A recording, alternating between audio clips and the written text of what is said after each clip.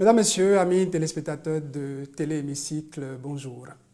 À l'Assemblée nationale du Bénin, la première session ordinaire de l'année 2023, qui aura été la toute première de la 9e législature, s'est achevée. Je dirais 3 mois de cohabitation entre les 3 partis politiques dont les députés siègent au Parlement depuis le 12 février 2023, dans le vif de leur mandat. Dans leur cour commune, pour ne pas dire à l'hémicycle, cette cohabitation révèle ces réalités, surtout avec les députés du parti Les Démocrates, devenus voisins de leurs autres collègues du parti Union Progressiste Le Renouveau et du Bloc républicain, avec qui ils entendent vivre non pas côte à côte, mais face à face, s'étant déclarés de l'opposition et les autres de la mouvance. Les dossiers qui leur ont été soumis pendant cette première session ordinaire de l'année ont-ils pour autant fait les frais de l'adversité politique entre ces différentes tendances? À l'heure du bilan de cette première session ordinaire de l'année 2023, que retenir et quelles sont les leçons qu'il faudrait en tirer? C'est la trame de ce plateau, mesdames, messieurs, qui se veut être à l'image de la configuration politique de cette 9e législature. Honorable Nathanaël Sokpo-Ekpe, bonjour. Bonjour, cher journaliste. Merci d'avoir accepté notre invitation. C'est un devoir. Face à vous, l'honorable Biosika Abdelkamel Ouassagari. Bonjour. Bonjour à vous aussi. Je rappelle, vous êtes honorable Ouassagari, député du Parti Les Démocrates. Oui. Et je vais retourner à l'honorable Sokpo-Ekpe pour préciser qu'il est député du parti. Je suis député du Parti Bloc républicain de la majorité présidentielle, mais un des partis minoritaires de l'Assemblée nationale. Ça commence. On va y venir.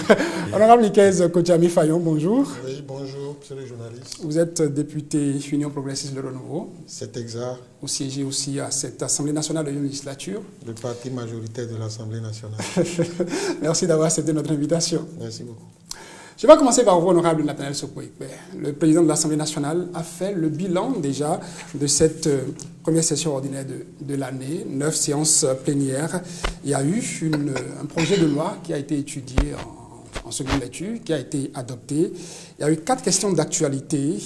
Il y a eu 2 questions orales sans débat. Il y a une question orale avec débat. Pour vous qui avez connu d'autres législatures, est-ce qu'il faut estimer que c'est un rythme de début de législature, ce bilan?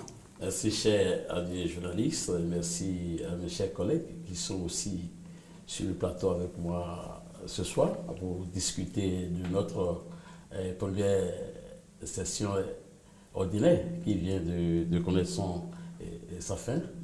Et je tiens à vous remercier sincèrement pour les efforts que vous consentez au quotidien pour donner plus de visibilité à notre Parlement. Salut. Il faut préciser que nous avons été installés en février dernier et puis nous avons commencé notre première session ordinaire qui a été clôturée cet après-midi.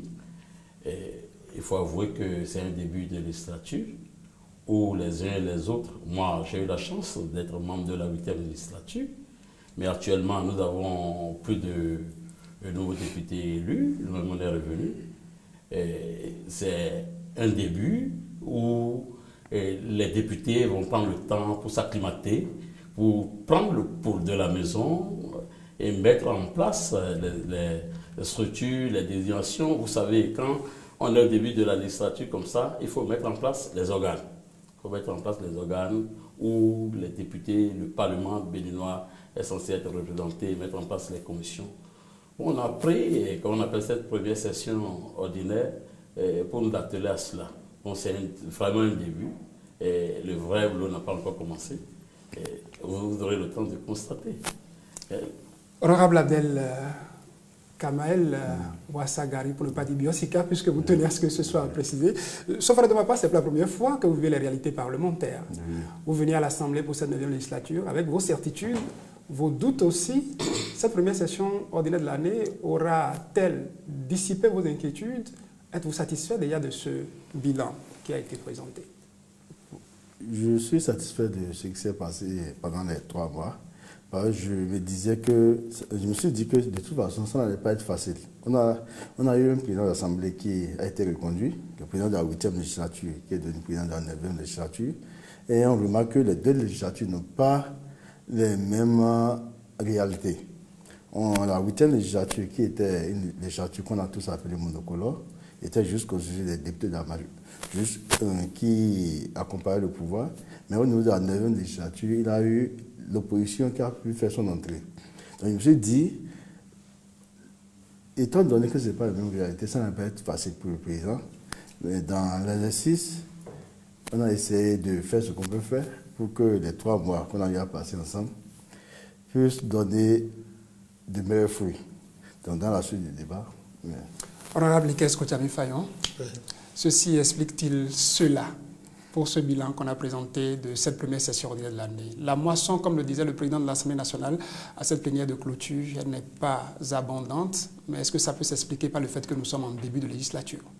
Oui, je voudrais vous remercier au nom de mon groupe parlementaire, l'Union progressiste, et dire que cette moisson que nous avons eue est caractéristique justement de la configuration politique de l'Assemblée nationale.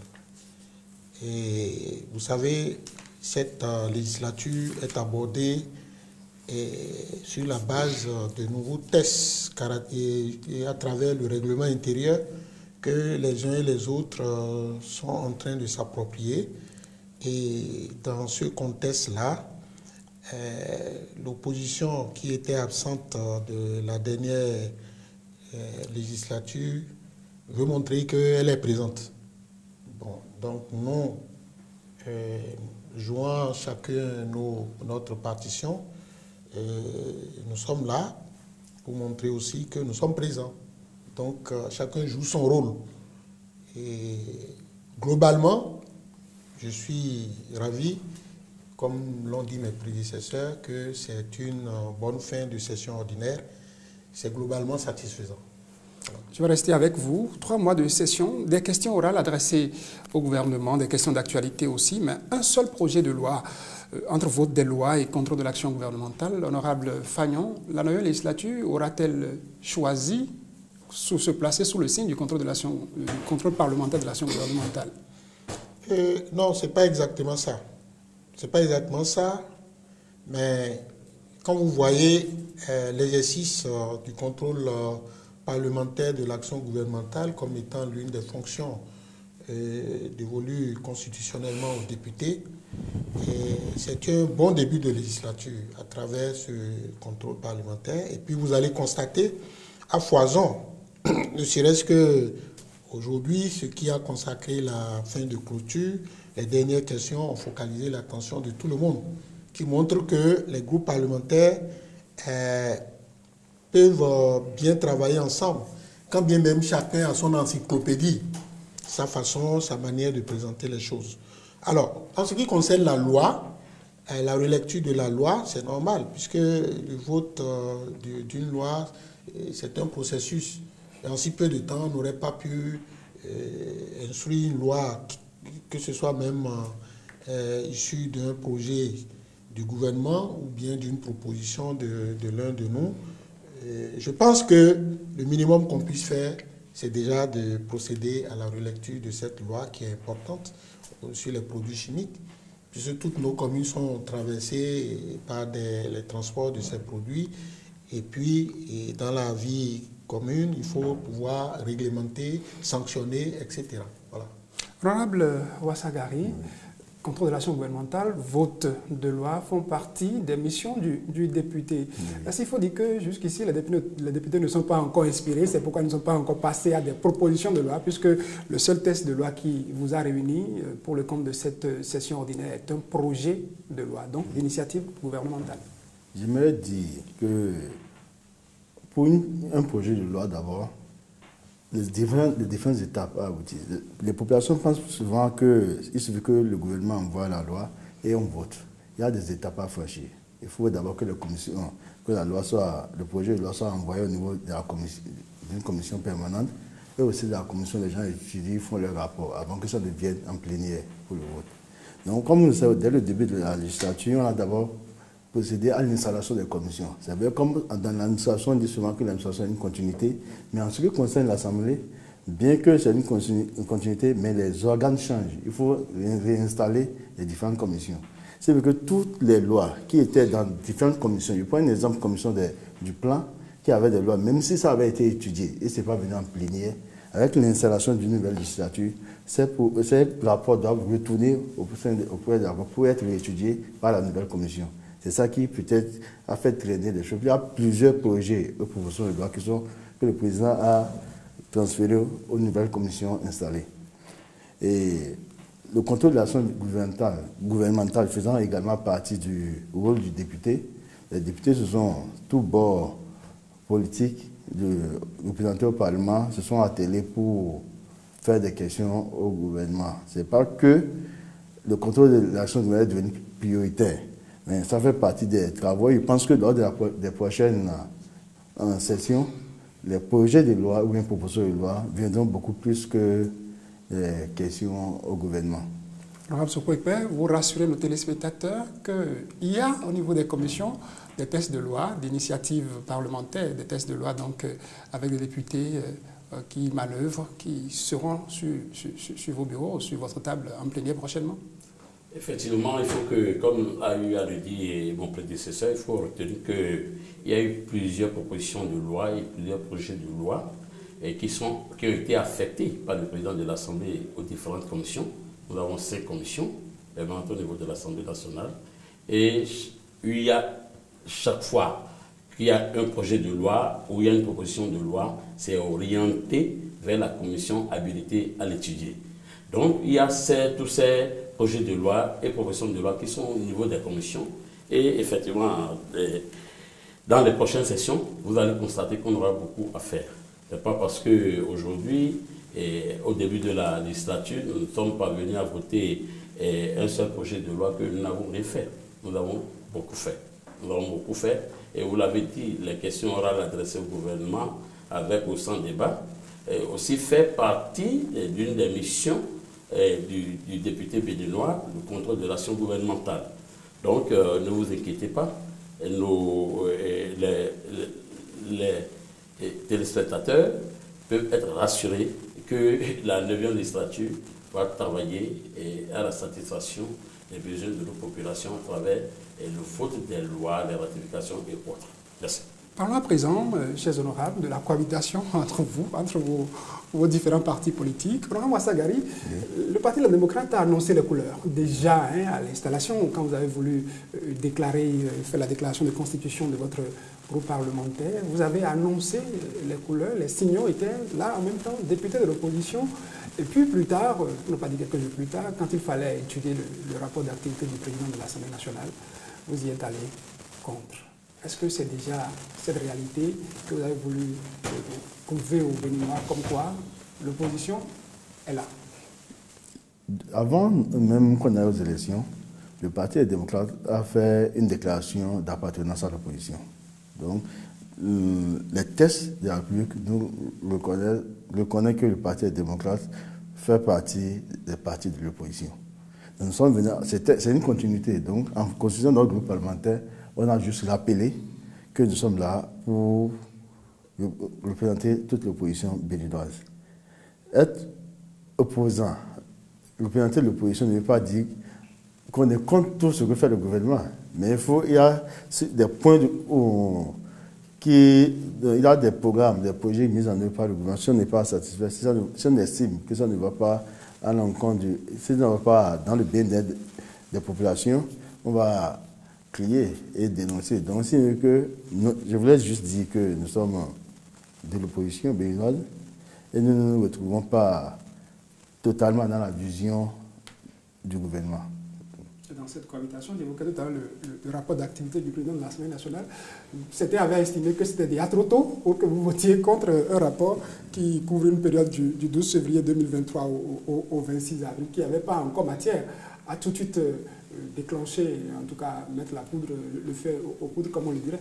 Il a toujours matière. Même au lendemain de notre installation, il a toujours matière. Parce qu'il y a plusieurs paramètres qui sont pris en compte pour voter pour contre le rapport d'activité du président de la République. Et nous avons estimé que, en toute responsabilité, qu'il a matière à ce qu'on rejette le rapport d'activité. Et on l'a fait. Bon, il ne faut pas rejeter pour rejeter. Moi, j'ai constaté que et ce qui avait été fait par nos amis d'en face, c'est-à-dire les députés du parti et les démocrates, ça ne répond à rien. Parce que, vous savez, le rapport d'activité du président de l'Assemblée nationale, c'est le rapport d'activité de tous les députés, pris dans leur ensemble et puis pris individuellement. Parce que vous êtes député à l'Assemblée nationale, vous représentez le peuple, si vous faites une mission dans le cadre de votre mission, de votre mission parlementaire, sous fait que je me répète, ça rentre dans le rapport d'activité du président de l'Assemblée nationale. Donc je ne vois pas nécessaire qu'on vote contre un rapport d'activité du président de l'Assemblée nationale. Mais j'ai compris, et mes collègues du Parti Les Démocrates, ils sont venus la 8e législature, vous savez. Bon, ils sont venus maintenant, ils veulent être les premiers défenseurs du peuple béninois, de nos concitoyens. Ils veulent quand même se faire remarquer, annoncer les couleurs. Et puis ils sont tombés rapidement dedans, ils ont voté contre le rapport d'activité du président. Mais nous étions tous étonnés. Ils n'ont pas eu des arguments valables pour justifier le vote. Pour justifier le vote. Donc nous, ils ont compris aussi, parce qu'on s'est parlé aussi après. Mais ils ont compris que ce n'était pas la meilleure formule. Il n'y avait pas encore de matière. Parce qu'on est venu, on a commencé, on a commencé par mettre en place les structures, et puis paf, on vote contre le rapport d'activité du président. C'est pour montrer, c'est mon interprétation personnelle. J'ai compris que nos collègues voulaient faire comprendre à qui voulait les croire ou les entendre, que voilà, nous sommes là pour vous. On va commencer par voter contre. On ne faut pas voter contre parce qu'il faut voter contre. Madame Fayon, voter pour voter contre pour le principe, ou est-ce qu'il faut de façon objective aller au fond? Pensez-vous que les députés du groupe parlementaire Les Démocrates ont voté contre leur propre rapport d'activité en votant contre le rapport du président de l'Assemblée nationale ce jour-là? Moi, je peux dire qu'ils se retrouvaient encore dans le tunnel des élections. Hein, parce que quand on regarde la façon d'aborder les questions en ce début de législature, bon, et quand on fait un tour derrière pour voir quels étaient les argumentaires développés à un moment donné, c'est ça. Parce que ce rapport d'activité-là n'a rien à voir pour le moment avec l'intérêt des populations que nous sommes censés défendre. Ben, on ne peut pas voter contre un rapport d'activité parce que le jour de l'investiture, on n'a pas traité de la même manière les présidents de tel parti, de tel parti. On ne peut pas voter contre un rapport d'activité parce qu'on ne se retrouve pas dans les missions. On accuse à tort le président de l'Assemblée d'avoir fait la part belle aux députés d'autres groupes, alors qu'en fait, quand on est dans l'Assemblée nationale, il y a les parlements régionaux. Il y a des députés qui anciennement représentaient le Parlement, lorsqu'ils viennent à se faire réélire, sont d'office conviés aux réunions de ces parlements régionaux sans que le président de l'Assemblée n'ait interférence. Alors qu'en fait, quand vous regardez la part de voyage à l'étranger du président de l'Assemblée, chaque groupe parlementaire s'est retrouvé dedans. Bon, mais je pense que les gens avaient quand même... C'est pour ça que je parle du tunnel des élections qui s'est prolongé. Et je voudrais espérer qu'aux prochaines sessions, on constate une belle sortie de ce tunnel. Mais je pense que, je crois, avec les actions qui ont été menées du Conseil ces derniers jours, ça augure de ce que... Ils vont rester non-alliés. Hein. Ils vont rester non-alliés. En griffe. Vous parlez de leur nom? Non. Ils vont rester dans leur position, mais nous, on sera dans notre position. Donc, ce que moi j'ai observé, c'est ça. Je confirme ce que mon collègue a dit pour dire que ce rapport-là ne devait pas être rejeté. Parce qu'il ne faut pas mener des actions... quand on dit oui, il faut dire non. Non, ce n'est pas comme ça. Et je pense qu'avec le temps, chacun de nous saura jouer son rôle sans que on ne puisse pas l'accuser de ne pas bien représenter le peuple. Encore que nous sommes tous dans la représentation du peuple entier. Parce qu'ils ont donné l'impression de représenter une partie du peuple. Hein. Non, ça, Gary, pour vous permettre quand même d'opiner à propos, la question du nombre de députés de chaque groupe parlementaire voyageant avec le président s'est posée ce jour-là. Il a été reproché au président de l'Assemblée nationale de voyager avec un plus grand nombre de députés de la majorité présidentielle, si je peux me permettre ainsi, que de députés de la minorité. Le président a expliqué pour ce qui concerne les missions statutaires et a prouvé que pour ce qui était des missions qui n'était pas statutaire, il voyageait presque avec un député de les démocrates, un député de l'Union progressiste, le Renouveau, et un député du Bloc républicain. Est-ce que, après ces explications, vous avez, à un moment donné, essayé de réfléchir un peu, de dire, bon, on aurait pu voter pour? Non, je voulais préciser que le rapport d'activité, le contenu du rapport d'activité n'est pas lié seulement au voyage du président de l'Assemblée. Il y a plusieurs paramètres. Ça vous dit qu'une seule raison peut pousser à voter pour ou contre le rapport d'activité. Par exemple, lors de mon intervention ce jour, j'ai estimé que, comme la plupart de mes camarades, que le président, au début de la législature, prenait parti pour les partis de la majorité, les blocs de la majorité parlementaire. Parlementaire, les deux partis de la majorité parlementaire, et qui se comportaient, d'après ce que je disais le jour, il faut préciser présidentiel. Parce que on vient je pense que si mon collègue la parole, le progressiste est le seul parti majoritaire. Je sais l'écouter, je vous laisse la parole. On va faire la Sagari de continuer, on va revenir sur ce sujet. Je voulais dire que si mes collègues, honorables, Fayon et honorable Soko Ekpe, prennent la parole, j'essaie d'écouter, je la fin, je ne les interromps pas. Je vous dis que nous, on a estimé que le président de l'Assemblée nationale au début de la législature ne s'est pas comporté comme le président de tous les députés au début. Donc, c'est que ça fait partie des raisons, parmi tant d'autres, que je ne vais pas citer ici. Mais par rapport à la question en ce qui concerne le voyage, le président s'est expliqué. Mais si on fait, on vérifie, il y a parfois il y a certains voyages où les amis, les collègues, les frères de la majorité parlementaire sont mieux traités que les députés Non, pas encore aller sur ce sujet. Majorité, minorité, je vous promets, on va en parler. Ça vous dit, on ne regrette pas, on avait tous les arguments. On a eu raison de faire ce vote, de rejeter ce rapport du président. Honorable Fayon, sur ces griefs-là, dont nous discutons encore comme si on était à ce jour du 27 avril, je pense, où on adoptait le rapport d'activité du président de l'Assemblée nationale. Bon, on ne va pas s'attarder dessus. Ouais. Ce que j'ai noté, ils ont voulu simplement se signaler pour que le président tienne compte de leur présence. Et pour ramasser, c'est ça. Mais il faut reconnaître que ce n'était pas nécessaire de cette manière-là. Parce qu'en réalité, ce rapport d'activité, c'est le rapport d'activité de tout le Parlement.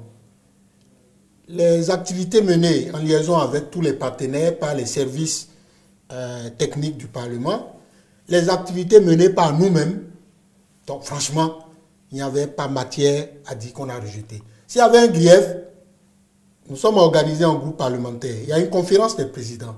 C'était le lieu de faire comprendre au président qu'il y a ça. Et comme je l'ai dit... De façon amicale. Oui, comme je l'ai dit, ce rapport-là ne nécessitait pas de dépenser autant d'énergie. Parce que l'intérêt des populations que nous sommes venus défendre là, ce n'était pas encore vraiment ça. Je pense que... Oui, écoutez, j'insiste parce que là, ils se sont tellement focalisés sur les voyages. Au point où j'ai mis la main sur le manteau pour dire, mais est-ce qu'ils savent qu'est-ce qu'il y a même dans les voyages? Mais dans ces voyages-là, je répète, il y a les voyages statutaires, il y a les voyages qui relèvent des parlements régionaux, il y a une méconnaissance aussi du règlement intérieur et des textes de ces parlements régionaux qui, d'office, dès qu'un député qui était membre au cours d'une législature antérieure d'un parlement régional est réélu, les autres envoient un avis de réunion. Donc le président de l'Assemblée n'a rien à voir. Il ne peut même pas les changer. Donc c'est de ça qu'il s'agit. Mais quand on va regarder les missions qui étaient sous le contrôle du président, évidemment, personne ne peut lever le doigt pour dire que son groupe parlementaire n'a pas été représenté. Vous n'avez d'ailleurs pas apporté une contradiction au président le jour-là, Honorable Ouassagari, dès qu'il a expliqué qu'il y a des missions statutaires, des missions qui sont non statutaires, et pour ces missions-là, qu'il respectait toujours. C'est le président qui donne la parole, même si l'on n'est pas d'accord, s'il ne donne pas la parole. Et vous aurez privé de parole ce jour-là. Je voudrais préciser que le rejet du rapport d'activité du président, ce n'est pas la première fois que ça vient dans notre Assemblée, depuis 1990. Ce n'est pas la première fois. Et je ne sais pas qu'est-ce qui gêne mes collègues que ce rapport soit rejeté. Et je voulais aussi préciser que le rejet de ce rapport n'est pas uniquement lié au voyage. Il y a plusieurs paramètres qui sont pris en compte, pour qu'on puisse rejeter. Donc, à propos de l'honorable Ouassagari, ne pensez-vous pas que déjà ce vote contre le rapport du président de l'Assemblée nationale a vicié un peu les relations entre vos partis, les groupes parlementaires à l'Assemblée nationale? Parce qu'il y avait une question qui était là. Vous étiez en négociation pour qu'au niveau des commissions permanentes, on puisse vous permettre d'occuper d'autres postes au-delà du poste de secrétaire au niveau des commissions permanentes qui, apparemment, ne vous plaisait pas. Non, je ne pense pas. Ce qui est sûr, au niveau de l'Assemblée, il y a toujours des discussions. Qu'on ait voté pour ou contre, rien ne prouvait que le poste de secrétariat qu'ils avaient donné, ils allaient changer. Rien ne prouve. La preuve, on a vu comment nos camarades, en ce qui concerne la distribution des sièges, en ce qui concerne les commissions, comme ils tiennent, ils n'aiment pas partager. Donc, la preuve, lorsqu'on faisait la première commission, ils ont pris tous les sièges. Ils ont joué sur la supériorité numérique. Et d'ailleurs, dans la décision de 9 mars 2023, la Cour constitutionnelle a clarifié au niveau de l'Assemblée qu'il y a une minorité parlementaire représentée par le Parti démocrate et une majorité parlementaire représentée par UPBR. Et c'est pour ça, dans cette même décision, dans son article 4, la Cour constitutionnelle a exigé qu'on remette un poste au groupe parlementaire minoritaire que nous sommes. Et c'est pour ça qu'après, les élections ont été reprises et les postes de secrétaire nous ont été laissés. Nous, on n'est pas accrocheurs, comme il l'a dit. N'auriez-vous pas pu prouver votre bonne foi en votant pour ce rapport d'activité du président de l'Assemblée nationale qui t'a opposé à vos collègues UPBR, UP Le Nouveau et BR que, voilà, pour des questions objectives, vous avez voté pour. Il faudrait qu'on puisse comprendre que vous n'êtes pas là que pour occuper le poste de secrétaire et qui pourrait vous faire cette concession-là. Ce n'est pas une question de bonne foi ou bien de mauvaise foi. On a pris cette décision en toute responsabilité. On a pris à assumer. On savait qu'on aurait pu négocier pour des postes. Mais si on regardait, ce n'est pas pour cette raison que le peuple nous a envoyés au Parlement. Après ce qu'on a connu au niveau de la 8e législature. Nous, on est présent pour des miettes, pour des avantages liés. On n'est pas prudent. Mais on fait ce que le peuple nous a demandé de faire, c'est ce qu'on a fait. Et le peuple était content de l'acte qu'on a posé. Il ne faut pas citer les décisions comme ça. La décision de la Cour, quand on a passé la première étape d'élection des présidents de commission, la Cour a validé les présidents de commission. Oui. La Cour n'a pas dit de vous donner une commission. Ça, c'est le premier rectificatif.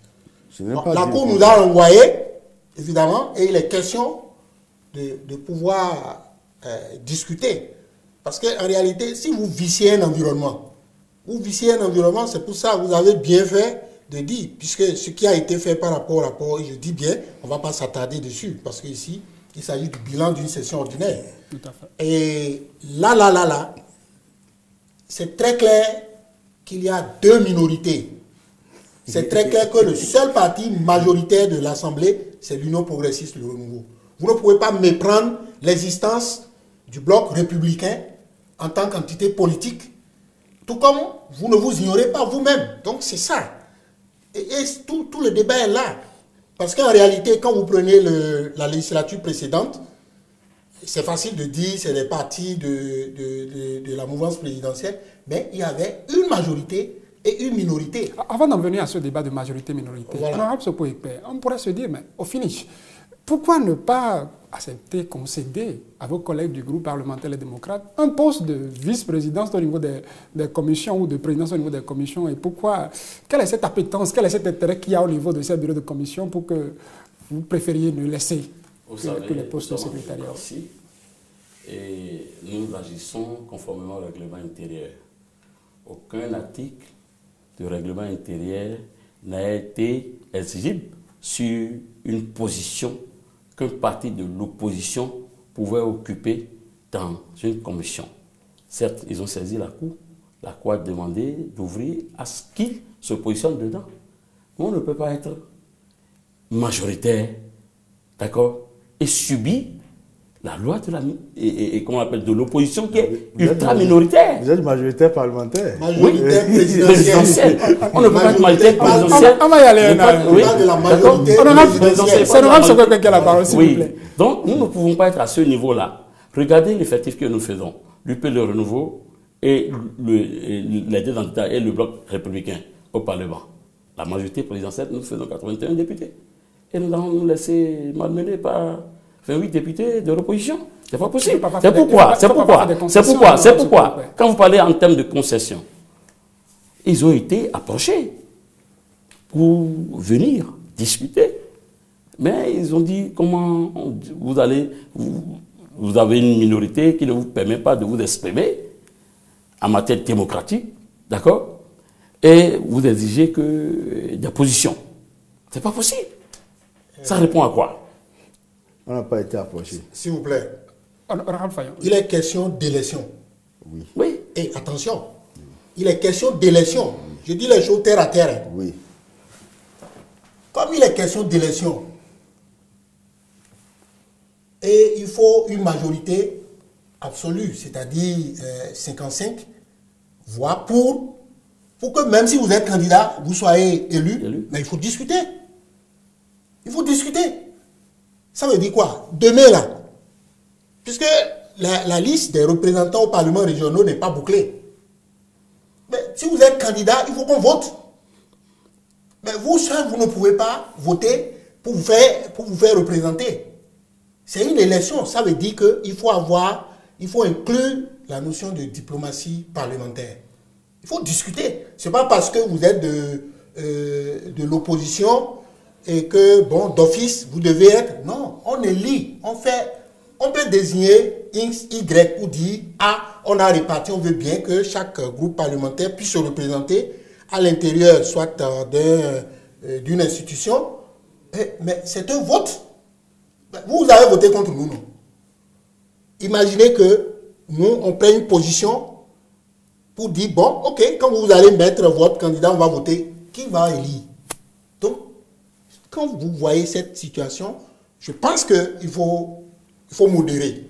C'est de ça il s'agit, il faut modérer. Lâcher prise, est-ce que vous... Il faut modérer les prises de position.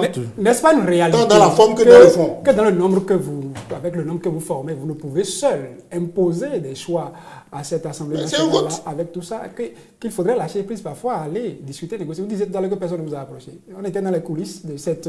Qui a besoin de qui? De cette élection au niveau des bureaux de commission permanente. Il y a des secrets qu'on ne peut pas dire ici. C'est sincère, on ne peut pas. Ça reste secret. Ça reste secret. Tout à fait. Il y a ces secrets de coulisses. C'est-à-dire qu'au-delà de ce qu'on observe sur la place publique, dans les coulisses, vous restez bons collègues. Non, on reste bons collègues. Et j'aimerais dire, c'est intéressant qu'ils disent que c'est des coulisses, donc vous faites la face. Non, de toute façon, tout le monde sait qu'il y a toujours eu des discussions avant de rentrer dans la salle. Je voulais préciser que si nous avons tenu, c'est qu'en 2011, au niveau de ce même Parlement, on a été confrontés pratiquement à la même situation. Et en ce moment, le ministre Fayon, qui était au Parlement, si j'ai encore bonne mémoire, c'est ce que la Cour a dit et comment le Parlement s'est comporté. La même Cour s'est prononcée à demander à ce que l'élection soit reprise au niveau des commissions, sauf au poste de président. Non. Parce que le président Epiphane Kenom, qui était de l'opposition, on avait déjà remis la tête d'une commission, de la commission des plans.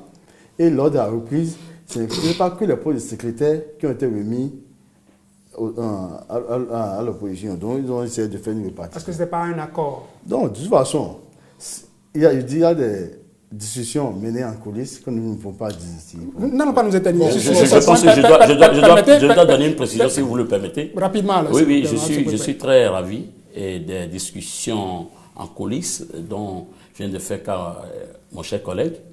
Vous savez, lorsqu'ils ont discuté, ils se sont mis ensemble, ils ont négocié pour la mise en place des GIA, des groupes d'amitié interparlementaires et des réseaux parlementaires. tout s'est passé comme une lettre à la poste, ou bien, chers collègues? Ils ont compris maintenant qu'il faut négocier. Pour être dans les choses. Non, de toute façon. C'est comme ça. Comme je l'ai dit, nous, Oui. au niveau du groupe parlementaire des démocrates, nous allons toujours nous fonctionnons pour l'intérêt du peuple et du Parlement. On a toujours respecté nos collègues. Nous ne faisons pas partie. Vous avez très leçon de première expérience. S'il vous plaît. Les GIA. Vous connaissez le fonctionnement des GIA? Il faut d'abord expliquer comment fonctionnent les GIA. Expliquez-nous. Pour vous faire comprendre.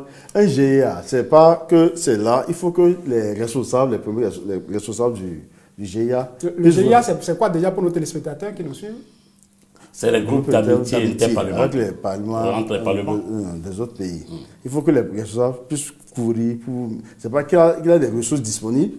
Il faut courir pour mobiliser et travailler. Donc, les gens ont estimé que, pour cette raison, il faut mettre à la tête des personnes qui peuvent vraiment faire le boulot. Donc, si on veut vraiment qu'un GIA fonctionne, il faut vraiment discuter. Mais vous par exemple, la majorité a voté pour vous pour que vous soyez, comment on appelle, le coordonnateur du GIA. Non, en réalité. Vous savez, c'est pourquoi je parlais du sens. S'il vous plaît, non, c'est pourquoi je parlais du sens de négociation que vous avez finalement.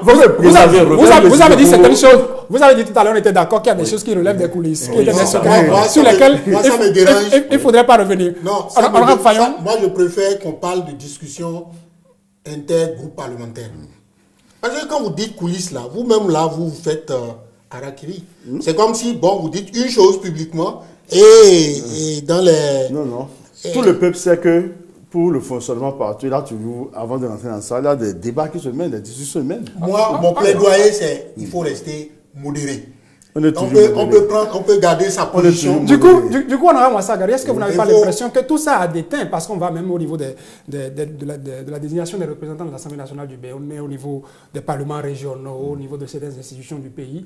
Jusqu'ici, c'est comme un statu quo à votre niveau. Ça n'a pas évolué parce que même sur des questions de clés de répartition, et là, nous y sommes, question de minorité, question de majorité. Vous savez, au début, la commission des lois fait un premier rapport. La commission des lois, qui est constituée en grande partie des députés UPR et BR, a fait un premier rapport qui est venu en plénière, que les députés de l'UPR et BR ont rejeté et demandé de reprendre la clé de répartition. Nous estimons, au niveau du groupe parlementaire démocrate, que le premier rapport de la commission des lois était la meilleure répartition qu'on devait faire. Donc, c'est mieux qu'après, lorsqu'ils ont repris, nous ne nous retrouvons pas dans ce qu'ils ont fait dans le deuxième rapport. C'est pour ça que nous avons pas. Mais c'est normal. Et c'est pour ça, heureusement, qu'il y a la Cour constitutionnelle. Si nous ne sommes pas d'accord avec le travail fait, la Cour va nous départager. Si la Cour départageait, si la Cour départage, vous n'avez pas raison, vous allez... Non, si la Cour nous départage et estime que le deuxième rapport est ce qu'on doit utiliser, bon, on est respectueux des décisions de la Cour. Surtout que les décisions sont dans le cours, on va faire des propositions. Honorable Fayon, à propos de cette clé de répartition qui amène désormais... Le rapport d'une commission n'est pas au-dessus de la plénière. Je suis complètement d'accord. C'est comme les lois là. Oui. Nous disons couramment que la proposition ou le projet de loi peut venir en costume veste prêt à porter. Ça peut ressortir en culotte. Bon, donc, selon la procédure, la commission a fait un travail. Mais en réalité, il y a eu des réformes au niveau de l'Assemblée nationale par rapport à travers les groupes parlementaires. La preuve, c'est que là, vous voyez, contrairement aux législatures très anciennes, et lorsque ces réformes ont été mises en œuvre, on n'a que 3 groupes parlementaires. Donc, ça veut dire qu'il y a l'idée de présence de chaque entité politique. On ne saurait nullement faire d'amalgame. Nous ne sommes pas dans une situation d'alliance. Et c'est pour ça qu'il est important, et eux, ils l'ont martelé, ils ont raison. On dit de répartir 5 sièges à travers 3 groupes représentés de tailles différentes. Un groupe à 53, un autre à 28 et un troisième à 28. Ça, c'est une règle de 3. Ça, c'est une règle de 3 et qui n'a même pas besoin de dire oui, tel groupe est avec tel groupe. Non. On dit répartissez 5 entre 3 groupes dont la taille est différente et on donne les différentes. Et le total, c'est 109. C'est la règle de 3. Mais quand le recours à la Cour constitutionnelle, on pas trop... Non, il faut en attendant, préciser. s'il vous plaît, permettez.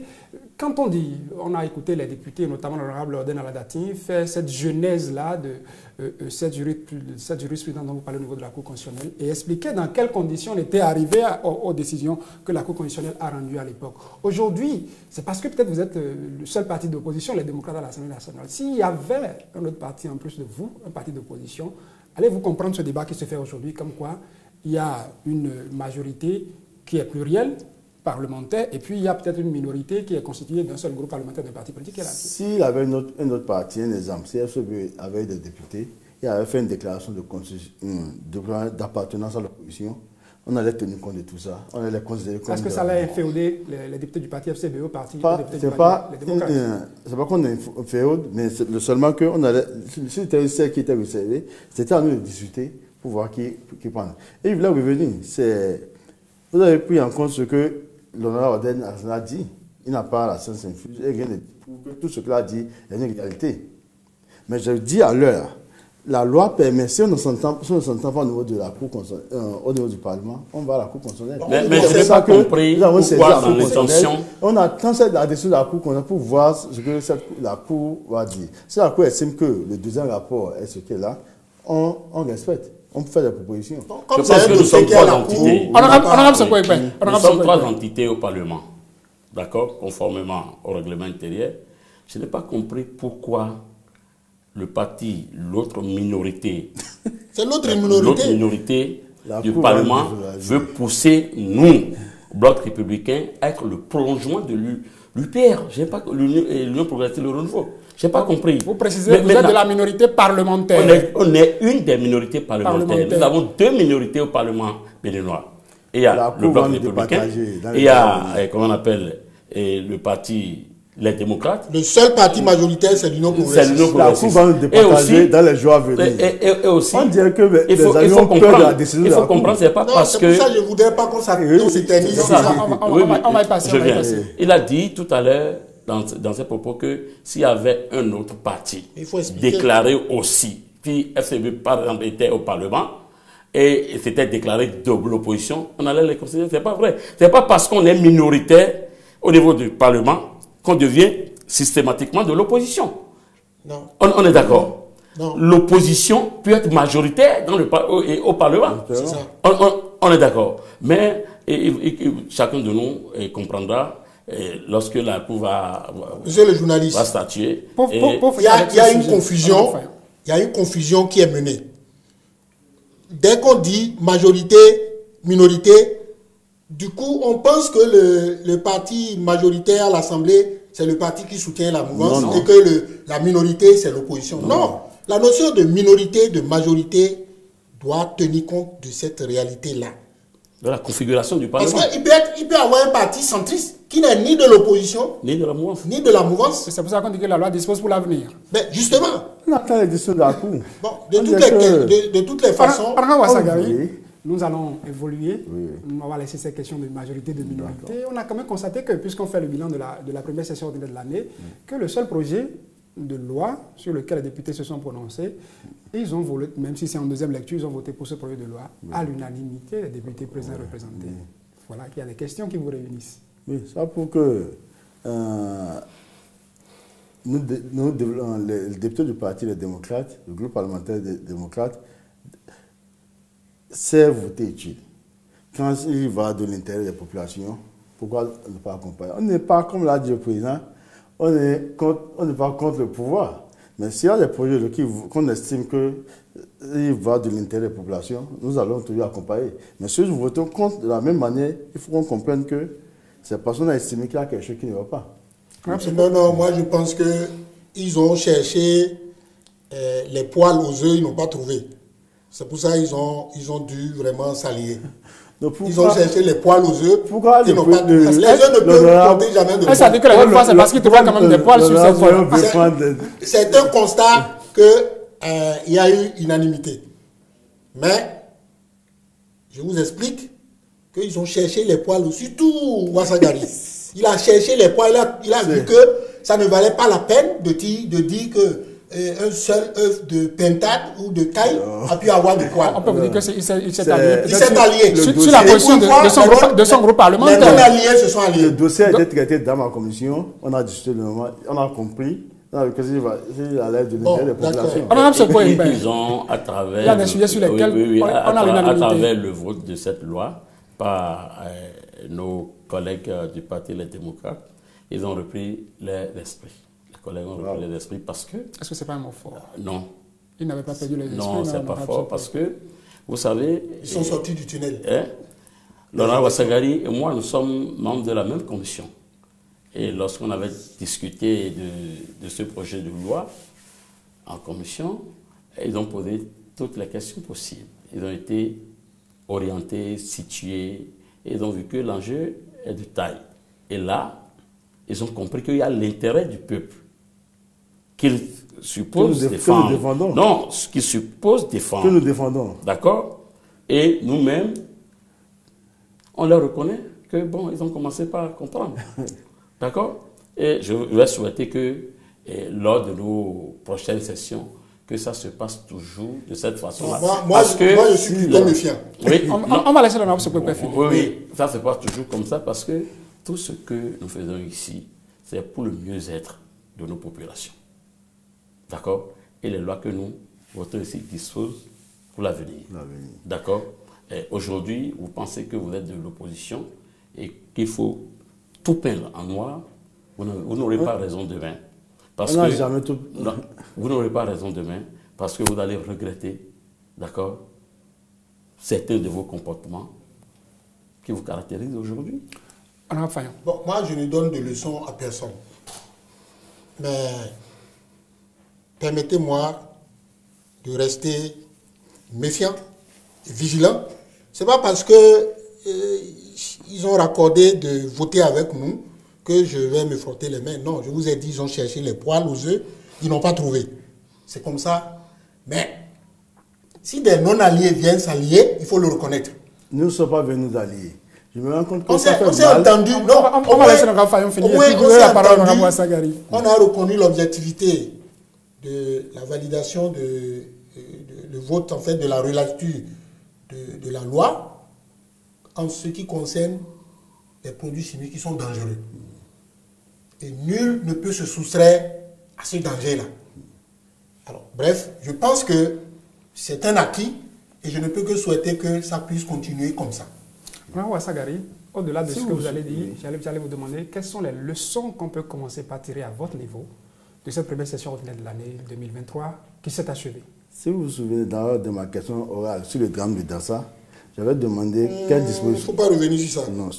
On va faire quelles sont les dispositions que prenait le gouvernement par rapport à la traversée des produits chimiques sur tout l'étendue de Manambé jusqu'à Cotonou? C'est pour vous dire que le dossier produits chimiques nous tient tellement à cœur, principalement moi. J'ai peur qu'un jour qu'il ait pour nous. Donc c'est mieux que si le gouvernement aujourd'hui amène une relecture et qu'on a lu, on a été au niveau de la commission, on a vu qu'il va de l'intérêt des populations, on accompagne. Encore que cette loi, ce n'est pas une loi du gouvernement, c'est une loi de la nation béninoise. Et elle s'impose à tous. Ça demeure un projet de loi. Un projet de loi. Ça vient du gouvernement, c'est un projet de loi. Oui, non, c'est un projet. Mais après le vote, ça se pose à tous. C'est la première initiative de Patrice Talon vers l'Assemblée nationale, 9e législature. Un point s'attendant à ce que ce soit l'occasion trouvée par les députés. Ça montre que nous, on ne vote pas contre parce qu'il faut voter contre. Si c'est bon, on accompagne. Alors, Ouassagari, pardon, quelles sont les leçons que vous tirez de cette première session ordinaire de l'année 2023 qui s'est achevée? Je me dis, nous sommes élus pour le développement du pays. Qu'on soit député de l'opposition ou bien de la mouvance. Et que pour tout texte de loi qui sont présents, qui viendront à l'avenir, il faut qu'on discute ensemble pour améliorer le texte. Pour qu'à l'avenir, on ne vote pas des lois à l'Assemblée et aller au cours concernant un exemple à la Sénat pour demander des explications. Il faut que les textes de loi que nous votons, que nous soyons aptes à les expliquer, à les défendre partout au besoin. Honorable Sopo-Epè, quelles leçons tirées de cette première session ordinaire de l'année 2023? Merci, c'est la première session ordinaire de la 9e législature. Je pense que je vais d'abord, avant de me prononcer sur ça, louer tout ce qui a été fait lors de la 8e législature. Parce que toutes les réformes qui ont été engagées, et par le gouvernement, et par le Parlement au cours de la 8e législature, les lois que nous avons votées, permettent aujourd'hui le climat apaisé où nous vivons, où l'opposition aujourd'hui est représentée au Parlement. Et je voudrais m'inspirer de tout ce qui s'était passé lors de la 8e législature pour dire que nous devons nous mettre ensemble pour construire ce pays. Les populations ne nous ont pas envoyés ici et pour les règlements de comptes personnels avec les dirigeants politiques pour saisir les tribunes, pour dire n'importe quoi à l'endroit de nos dirigeants, tout ça. Nous devons nous accompagner, nous donner la main et prendre surtout l'exemple sur la 8e législature. Nous avons travaillé à instaurer les réformes à travers les textes de loi qui ont été votés. Maintenant, pour ce début, je ne peux pas encore me prononcer, je sais que c'est un début, où, vous savez, la 8e législature a été renouvelée à plus de 110%. D'accord? Maintenant que nous sommes là, on n'a pas encore fait grand-chose. Je garde l'espoir que le reste de la législature sera bien favorable au bénéfice, quand même, sera au profit de nos populations. Nous allons, nous, en tant que députés de la majorité présidentielle, nous allons travailler chaque fois et toutes les fois à accompagner les efforts du gouvernement. Nous allons travailler chaque fois et toutes les fois à mettre en confiance le gouvernement à travers tous les projets de loi qui nous seront soumis. Vous rassurez aussi les populations qu'à chaque fois que vous allez sentir qu'il y a des questions qui ne vont pas dans l'intérêt. C'est le gouvernement qui doit rassurer. Mais vous savez tous. Il n'aime pas rassurer la population. C'est le gouvernement qui doit rassurer le gouvernement d'abord parce que le gouvernement fait beaucoup pour l'intérêt, pour le mieux-être. Très bien. Le gouvernement fait déjà beaucoup pour le mieux-être de nos populations et le gouvernement ne le fait pas sans le Parlement. Avant que le gouvernement ne prenne l'initiative, le gouvernement envoie le projet, c'est que ce soit les accords de ratification et autres. Le gouvernement envoie tout ici. C'est pourquoi je vais demander à nos populations d'être rassurées. Ce ne sera pas encore le mot de fin, on va faire un délai tout à l'heure. Vous permettez, Honorable Fayon, d'abord les leçons qu'il faut tirer de cette première session de l'année 2023. Oui, les leçons qu'il faut tirer, c'est l'expérience. C'est l'expérience, et je voudrais louer l'expérience parlementaire du président de l'Assemblée nationale et me réjouir de la vitalité de la démocratie et rassurer le peuple, puisque j'entends dire que les groupes parlementaires se cognent, ce n'est pas et ce ne sera jamais au détriment du peuple. Chaque groupe parlementaire représente le peuple béninois tout entier et on ne saurait vraiment exercer nos prérogatives en montrant qu'on représente une partie du peuple. Ça, c'est un comportement proscrit par l'article 80 de la Constitution. Il n'y a pas de mandat impératif. Et sur ce, le président a essayé de recadrer les uns et les autres. Je voudrais dire aux téléspectateurs qui nous regardent que ce qui s'est passé au cours de cette session est catégoriel de la présence, en fait, de la configuration politique et de la même législature. C'est la démocratie. Donc, chacun a sa position, chacun veut justement l'exercer, il exerce à sa manière, avec son encyclopédie. Je voudrais simplement souhaiter que dans la tenue, dans les éléments de langage, on peut dire des choses vraiment d'une certaine manière, tout en étant élégant. Merci, Honorable Fayon. Un dernier tour de table en 1 minute. Honorable Ouassagari, un sujet, je vais commencer par vous, un sujet qui a réuni quand même les députés toutes tendances confondues sur les canaux, les médias de l'Assemblée nationale depuis peu, le Parlement ouvert. Oui. Vous avez participé à ça. Un mot là-dessus sur cette initiative, ça va être en même temps votre mot de fin pour qu'on finisse cette émission.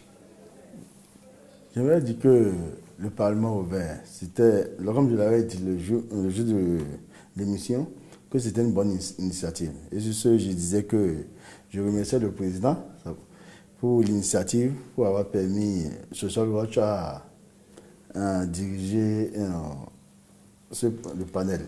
Et que je vais souhaiter que régulièrement, que l'Assemblée soit ouverte aux populations.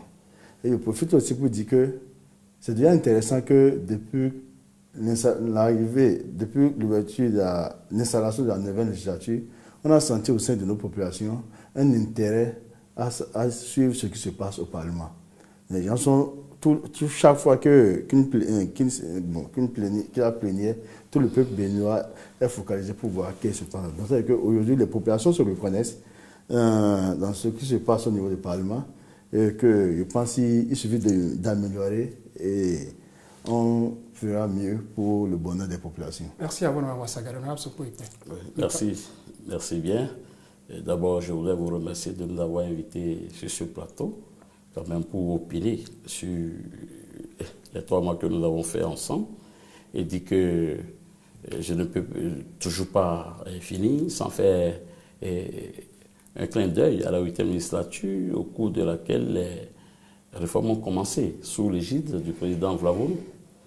Avant cette législature, le Parlement était pris pour un couvent, personne, on ne comprenait pas grand-chose de tout ce qui se passait là.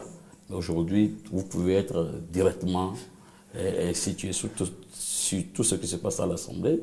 Et ça, là, c'est du mérite du président Vlavourou que nous allons inviter à continuer dans ce sens-là pour donner plus de visibilité à notre Parlement et plus de vitalité à notre démocratie. Merci. Honorable Fayon, pour finir. Oui, mais maintenant que les commissions sont constituées, c'est vrai qu'il pourrait être regrettable d'avoir pu observer les tergiversations. Je ne vais pas revenir sur le contexte. Et je pense que tout est parti pour que des discussions relevant de l'objectif de l'intérêt général puissent se faire. Et nous sommes tous élus du peuple, mais nous sommes les représentants de la majorité du peuple. Et je voudrais inviter chacun de nous, effectivement, à jouer sa partition pour qu'on ne perde plus le temps. Parce que le temps, écoutez, c'est l'autre denrée rare. Et le temps joue contre nous. Nous avons un mandat court, un mandat de transition. Et nous avons d'énormes défis.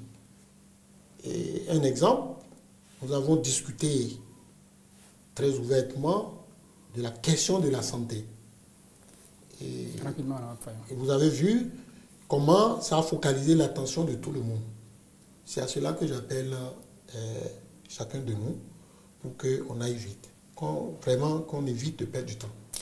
Merci à vous, honorable Nikes Kotiami Fagnon, du groupe parlementaire Union progressiste Le Renouveau. Merci à vous, honorable Nathanaël Sopo-Ipe, du groupe parlementaire Bloc républicain. Merci également à vous, honorable Biosika Abdel Kabe Wassagari, pour votre présence sur ce plateau. On a fait le bilan de la première session de l'année 2023 qui s'est achevée au Parlement. À l'Assemblée nationale du Bénin, mesdames, messieurs, on n'avait pas l'impression d'avoir pu décortiquer tous les points. Et merci déjà de nous avoir suivis pour ce premier exercice. Nous espérons vous revenir très prochainement à d'autres occasions. Le programme se poursuit sur Télévision Hémicycle.